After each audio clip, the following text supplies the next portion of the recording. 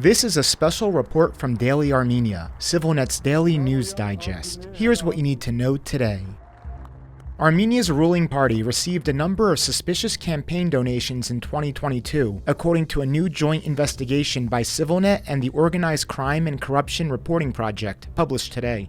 According to the Civil Contract Party's 2022 financial statement, all but 6 of 140 reported donors were Civil Contract's own candidates in recent local elections. Out of 31 donors reached for comment, 15 denied making such a donation, while others refused to answer or said they did not recall whether they really donated. Another detail that raises eyebrows in the report is that in 10 separate towns across Armenia, 10 or more local council candidates donated the same amount of money on the same day. When cross-referenced with each donor's asset declarations, 26 of the donations amounted to at least half of the yearly income and total savings of the donors. In addition, 4 donations were greater than the legal limit for individual contributions, or about $6,200 per person. Civil Contract came to power on a platform of rooting out corruption and the oligarchic system in Armenia, which dominated politics in the decades prior. A year before these questionable donations, the government passed key anti-corruption reforms, which included banning businesses from donating to political parties, outlawing cash donations, and capping the maximum amount private individuals can contribute.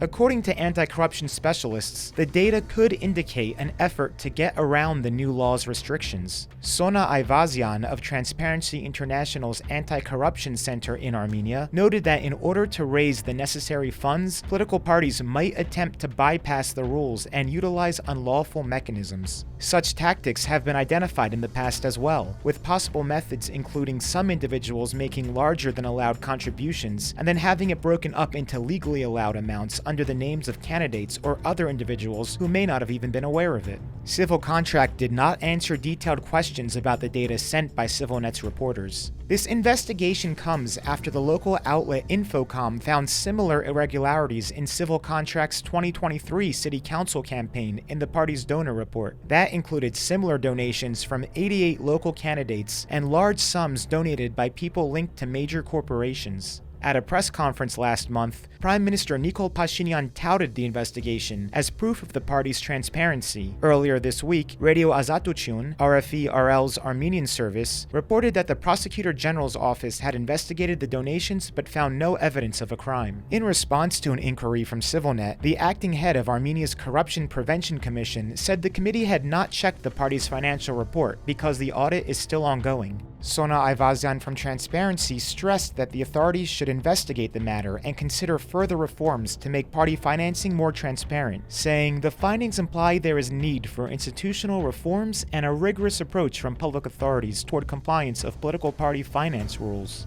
You can also check out this week's episode of CivilNet's weekly series Insights, as host Eric Hakopian provides analysis on the latest meeting of the Armenian and Azerbaijani foreign ministers in Berlin and what comes next in the normalization process. He also provides updates on the major personnel changes announced in Armenia's armed forces and gives an overview of the implications of Ukrainian President Volodymyr Zelensky's reportedly canceled visit to the region. You can find a link in the video's description or on our website.